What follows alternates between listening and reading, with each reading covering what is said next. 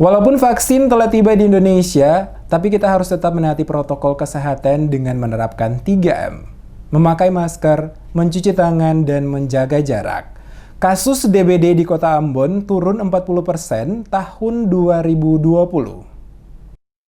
Dinas Kesehatan Kota mencatat jumlah kasus demam berdarah dengue atau DBD sepanjang tahun 2020 mengalami penurunan kasus dibandingkan tahun 2019 di wilayah Kota Ambon. Hal tersebut disampaikan langsung oleh Kepala Dinas Kesehatan Kota Ambon Wendy Pelupesi saat diwawancarai tim Demes Media Group di Balai Kota Ambon pada hari Kamis. Dirinya menjelaskan sepanjang tahun 2020 kasus DBD mengalami penurunan sebanyak 40% dibandingkan tahun 2019.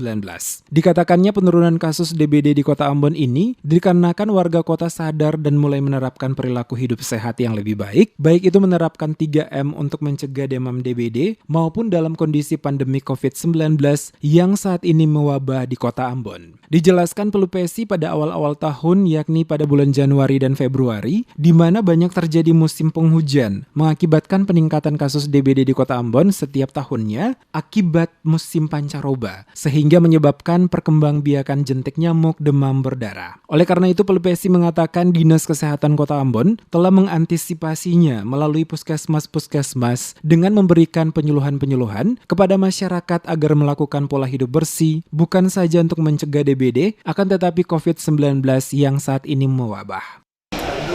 Mudah-mudahan dengan kondisi yang masyarakat semakin prepare dengan kondisi COVID, dengan perilaku hidup bersih dan sehat ini juga bisa menekan angka terjadinya kejadian demam berdarah itu sendiri. Mungkin itu saja. Mungkin data terakhir Dinkes untuk DBD 2020 terakhir berapa mahal, banyak? tapi terjadi penurunan kasus dibandingkan tahun lalu seperti 2019. Berapa persen kira-kira? Kisarannya mungkin Lumayan tinggi, sekitar 30-40% itu terjadi penurunan kasus. Mungkin karena itu perilaku hidup bersihnya lebih baik.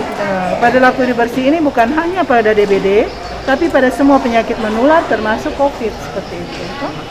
Mencuci tangan yang bersih itu masuk di dalam perilaku hidup bersih dan itu lingkungan yang bersih itu semua mendukung perilaku hidup bersih dan sehat seperti itu. Walaupun saat ini seluruh petugas yang bertugas pada Dinas Kesehatan Kota Ambon sibuk dengan segala upaya pencegahan dan penanganan COVID-19 dengan menjalankan tracking, treatment, dan testing, namun pihaknya tetap mewaspadai munculnya penyakit-penyakit menular lainnya. Oleh karena itu, Pelupesi menambahkan dalam menghadapi semua penyakit tersebut, kesadaran warga tentang hidup bersih itu adalah kunci untuk terhindar dari penyakit-penyakit tersebut.